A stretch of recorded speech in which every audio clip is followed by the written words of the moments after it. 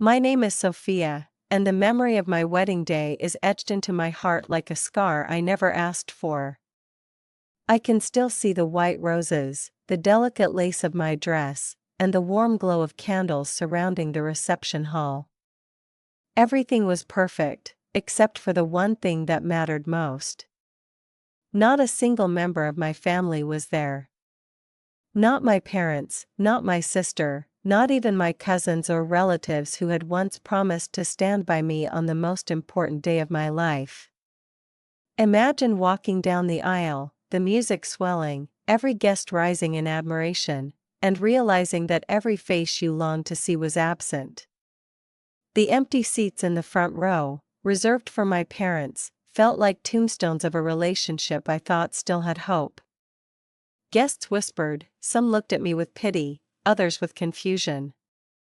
I tried to smile, to pretend it didn't matter, but every step I took felt heavier, like I was dragging the weight of years of neglect with me.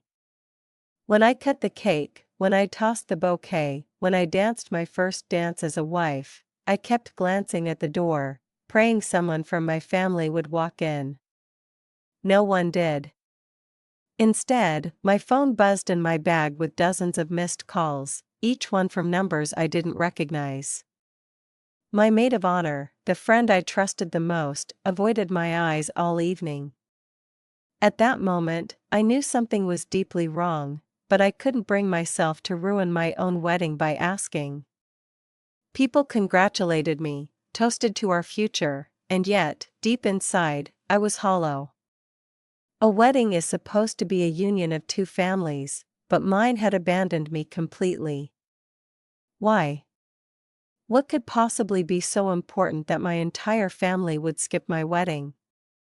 That night, as I sat in my hotel room still in my gown, tears staining the satin, the questions burned louder than the silence. Did they ever love me? Or had I been blind to the truth my whole life? Growing up, I always knew I was the shadow in my family story.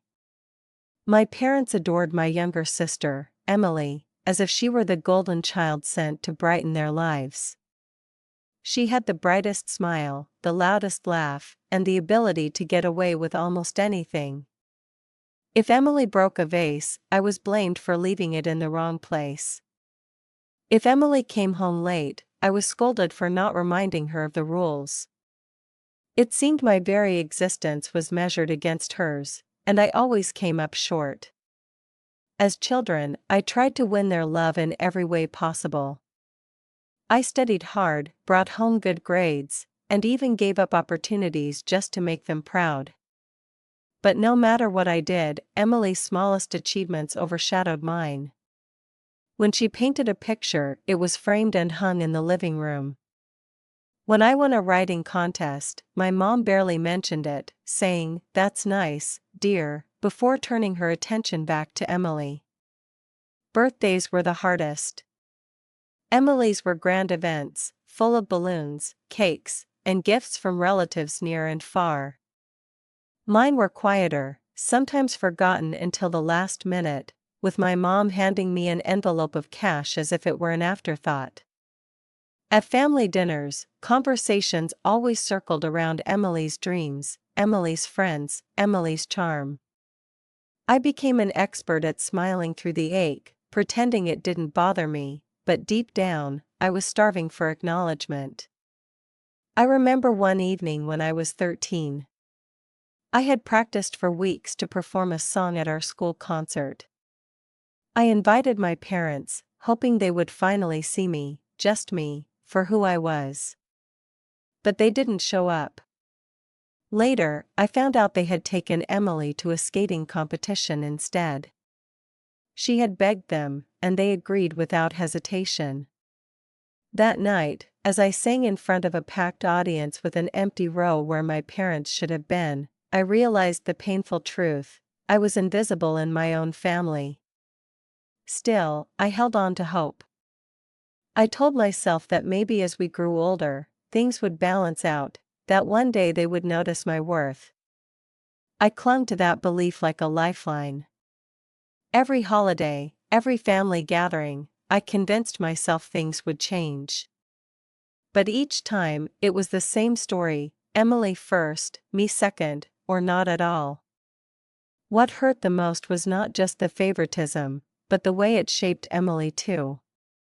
She grew up knowing she had power, knowing that no matter what she did, our parents would defend her. And with that power, she learned how to twist situations, how to make me look small, how to keep me in the role of the forgotten sister. So when my wedding day arrived, I thought perhaps this would be the moment they would show up, that my vows and celebration would matter enough for them to stand with me. I wanted to believe that years of being overlooked would end with their proud smiles as I walked down the aisle. I wanted to believe that love still lived in them for me. But the empty seats proved otherwise. As the date of my wedding drew closer, I clung to hope with trembling hands. Somewhere deep inside, the little girl in me still believed that this was my chance to finally be seen. I told myself that no matter how many times my parents had overlooked me, no matter how many times Emily had stolen the spotlight, surely this one day, my wedding day, would be different. I imagined my father walking me down the aisle, his eyes glistening with pride. I imagined my mother fussing over my veil, whispering blessings into my ear. I even imagined Emily standing beside me as my sister, not my rival, smiling genuinely as I began a new chapter of my life. These visions kept me going through the chaos of wedding planning. I poured my heart into every detail, believing it would bring us together. I chose a venue near our family home so it would be easy for them to attend. I even included Emily in the planning, asking for her opinion on flowers, on colors, on the playlist. She smiled, nodded, and gave her input, though her eyes carried a strange glint I couldn't quite decipher. Then, just a month before my wedding, I heard whispers that Emily had news of her own. At first, I was happy for her. She was engaged, and I thought maybe this would be the bridge between us, a moment to celebrate both of our lives moving forward. But soon, the joy soured. She announced her engagement party would be held on the very same day as my wedding. At first, I thought it was a mistake, some scheduling mix-up that could be fixed with a simple conversation. I called her, trying to keep my voice calm. "Emily, your engagement party, did you realize it's the same day as my wedding?" There was a pause on the other end of the line, followed by her light, airy laugh. "Oh, Sophia, don't worry. People will choose which event to attend. It's not that big of a deal." Not that big of a deal? My stomach dropped. She was dismissing the most important day of my life as if it were a casual dinner party. I pleaded with her, begged her to move the date, even offered to help reschedule. But Emily refused. "This is my day too," she said sharply. "Why should I always come second to you?" The words stung, because in truth, it had always been the opposite. And yet, there she was, twisting the narrative until I was the villain. When I told my parents, expecting them to finally stand up for me, their response shattered me even more. My mother sighed, brushing it off as if I were being dramatic. "Sophia, don't make this a competition. Emily has a right to celebrate too." My father added, "We'll see how it works out. Just focus on your wedding." Their neutrality was betrayal. By refusing to intervene, they had chosen her side once again. The weeks that followed were filled with dread. Invitations went out, and the tension became clear. Family friends began sending their regrets for missing my wedding because they had already committed to Emily's engagement party. Even my maid of honor, my closest friend, seemed torn, her enthusiasm dimming each time Emily's name came up. The night before my wedding, I sat in my room staring at the empty guest list, realizing that the day I had dreamed of might unfold without the people I loved most. Still, a part of me refused to give up. I told myself, they'll come. They'll surprise me. They wouldn't abandon me like that. But when the music began and the doors opened, the truth stared back at me, an aisle lined with strangers, friends, and my husband's family, but not one familiar face from my own blood. Emily had taken them all. I thought the worst pain I could feel was walking down the aisle and seeing the empty seats where my family should have been. But the universe wasn't finished with me yet. Because betrayal has a way of cutting deepest when it comes from the person you trust most. My maid of honor, Claire, had been my rock throughout the entire planning process. She was there when I tried on dresses, when I stressed over the menu, when I broke down in tears worrying about Emily's sabotage. She held my hand and promised me, no matter what happens, I'll be there. And for most of the wedding day, she was.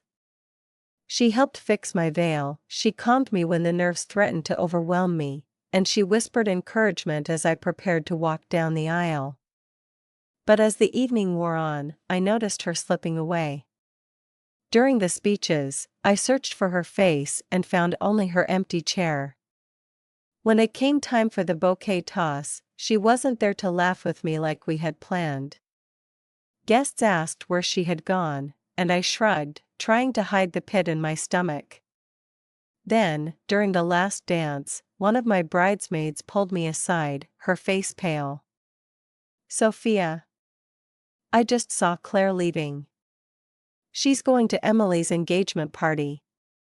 The word struck me like a slap. I froze, staring at the fairy lights twinkling above me, the laughter of guests echoing in my ears, while my heart crumbled into dust. Claire hadn't just left early, she had chosen Emily over me.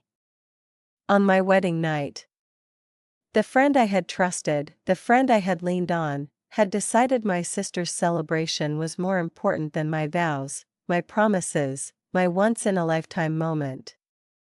I excused myself, slipping into the hallway, where the sound of music was muffled by heavy doors. Alone, I collapsed against the wall, my chest tight with sobs. It wasn't just about Claire. It was about everything, the years of being second best, the decades of being invisible, the lifelong message that I was never enough.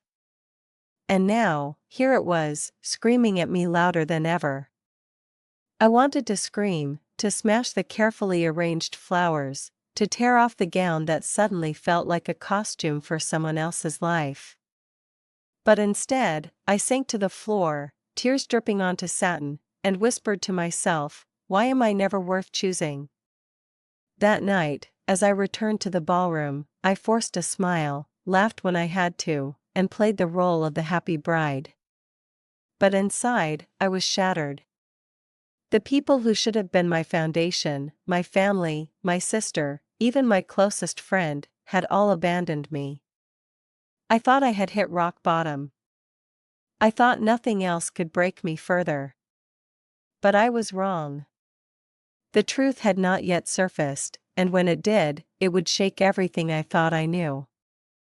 The morning after my wedding, I woke up in the hotel suite beside my husband, my eyes swollen from crying long after the last guest had gone home. My gown still hung across a chair, its lace dulled by the weight of disappointment. I tried to steady myself with the thought that maybe, just maybe, my family would call to apologize. That they would explain that there had been some emergency. But when my phone lit up, the name that flashed across the screen made my heart twist, Mom. My hands trembled as I answered. "Sophia," her voice was frantic, almost broken. "We need to talk." Within an hour, I was sitting across from my parents in the same living room where countless arguments and tears had played out during my childhood. My father couldn't meet my eyes. My mother clutched her hands together, her face pale. And then the truth came spilling out, unraveling like a cruel thread I had never seen before. "Emily told us," my mother began, her voice cracking, "she told us she didn't want us at the wedding. That you said it would embarrass you if the family came. She even showed us messages, texts from your number, saying we weren't welcome. My blood ran cold. For a moment, I couldn't breathe. I shook my head violently. What? No. I never said that. I begged you to be there. Why would I ever? My father finally looked at me, shame clouding his eyes. The messages, they looked real, Sophia. They were cruel. Things like, don't come, you'll ruin my day, and this is my moment, not yours. We didn't want to believe it, but when Emily showed us, we thought. His voice trailed off, heavy with regret. It hit me like a tidal wave. Emily had forged everything. She had taken my number, faked the conversations, and convinced my parents that I had rejected them. She had orchestrated the entire abandonment, ensuring I stood alone on my wedding day. My hands shook as rage and grief collided inside me. You believed her over me? After everything? After a lifetime of watching her manipulate situations, you still chose her side? My mother sobbed softly, whispering, we didn't know, we just thought you had changed. I felt the walls close in, my chest tightening with 1,000 unsaid words. But then another voice cut through the fog. My phone buzzed again, this time with a message from an unknown number. It was Emily's fiancé. Hesitant, almost apologetic, he wrote, I thought you should know. Emily planned all of this. She bragged about it to me last night. She wanted the spotlight so badly that she made sure nobody came to your wedding. I can't marry someone who could do that to her own sister. My breath caught as I read the words, my entire body trembling. Proof. Validation. The truth laid bare. Emily hadn't just been cruel, she had destroyed the most important day of my life out of jealousy, out of spite, out of the hunger to be the center of attention no matter the cost. My parents stared at the message, horror dawning in their eyes.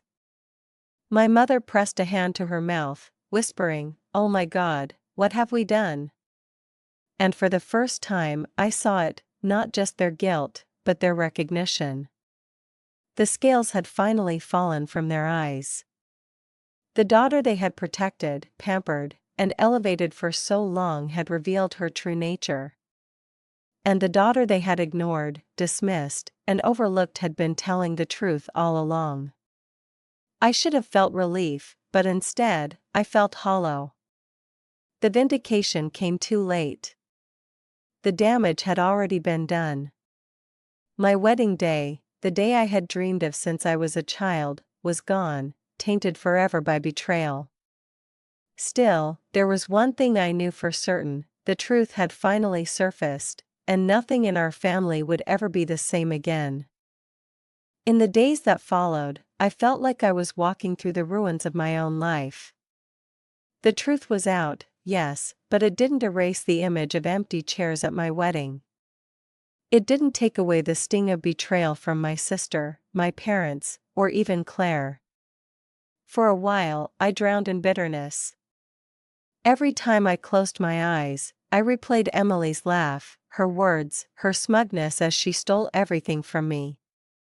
A part of me wanted revenge, to expose her, to make her feel the loneliness she had inflicted on me. But then, late one night, as I sat with my husband, his hand gently holding mine, he whispered, Sophia, don't let her steal more than she already has. Don't let her define your future. Those words stayed with me. Because he was right.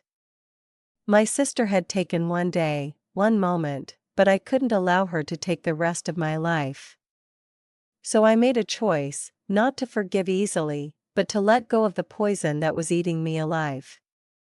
I sat down with my parents, and through tears and anger, I told them everything I had kept inside for years. How it felt to be invisible, how their favoritism had shaped me, how I had begged for scraps of their attention while Emily basked in their love. They cried, they apologized, they promised to change. And while I couldn't erase decades of hurt overnight, I realized something important: I wasn't responsible for fixing them anymore. My responsibility was to myself, to protect my heart, to build a life where I was no longer second best. With Emily, I drew a line. I told her I needed distance, that until she could understand the depth of her cruelty, she had no place in my life. She scoffed, of course, brushing it off, but I no longer let her words control me.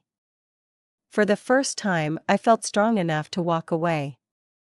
Healing didn't come all at once. It came in small steps, like choosing not to check her social media, like smiling at the photos of my wedding that captured joy instead of focusing on the pain, like reminding myself every morning that I was worthy of love, even if my family hadn't always shown it. Slowly, I began to redefine family. Not as the people who shared my blood, but as the people who chose me, my husband, my friends who stayed, the new community I was building. That realization was liberating. My wedding day may not have been what I dreamed, but it marked the beginning of a new chapter, one where I no longer begged for love, but stood tall in my own worth. And as I look back now, I see the lesson buried in the wreckage: sometimes the deepest wounds carve out space for the strongest growth. Sometimes losing the people you thought you couldn't live without shows you just how strong you really are. If you've listened to my story, you know it wasn't just about a wedding, it was about a lifetime of being overlooked, about betrayal and truth, and finally about finding the courage to set boundaries and heal. But I know I'm not the only one. Many of you watching this may carry wounds from family, wounds that cut deeper than words can describe. Maybe you've been the sibling who was always invisible. Maybe you've had a parent who chose someone else's happiness over yours. Or maybe you've faced betrayal from the very people you thought would stand beside you forever. If you were in my shoes, what would you have done? Would you choose to forgive, or would you walk away completely? Have you ever had to rebuild trust after being betrayed by your own family? I want to hear your stories, because healing doesn't happen in silence, it happens when we share, when we realize we're not alone. So please, leave a comment below and tell me, what would you do if your entire family abandoned you on your wedding day? And if this story touched your heart, don't forget to like this video and subscribe to the channel. Here, we share true stories of heartbreak, betrayal, and healing, stories that remind us that even from our deepest wounds, strength can rise.